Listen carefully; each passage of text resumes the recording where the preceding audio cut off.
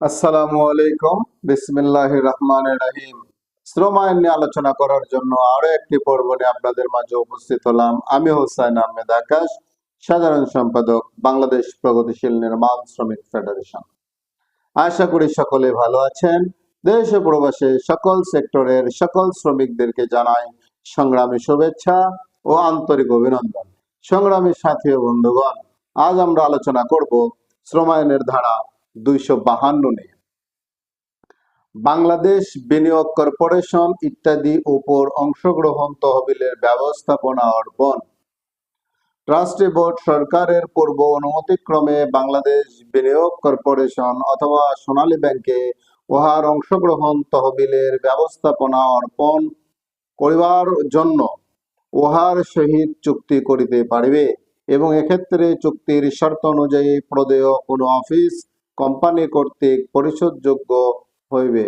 সংগ্রামী সাথী ও বন্ধুগণ, অত্যন্ত গুরুত্বপূর্ণ একটি বিষয় নিয়ে আজ আমরা আলোচনা করলাম।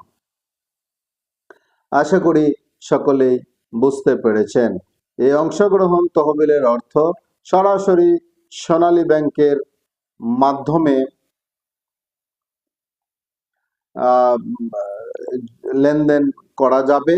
এই ধারাতে এটা স্পষ্ট করে দেওয়া হলো এবং এরই মধ্য দিয়ে শ্রম আইনের 15তম অধ্যায় শেষ করা হলো।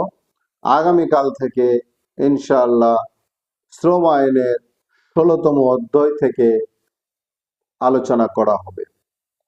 দেশের প্রচলিত আইনের প্রতি শ্রদ্ধাশীল হয়ে এদেশের সকল শ্রমিক এবং মালিকগণকে শ্রম আইন মেনে চলার অনুরোধ রেখে সকলে সুস্বাস্থ্য দীর্ঘায়ু কামনা করে আমার নিজের জন্য দোয়া চেয়ে এই পেজের ভিডিওগুলো বেশি বেশি শেয়ারের মাধ্যমে এদেশের কোটি কোটি শ্রমিকদেরকে দেখার সুযোগ করে দেওয়ার অনুরোধ রেখে আজকের পর্ব এখানেই শেষ করছি।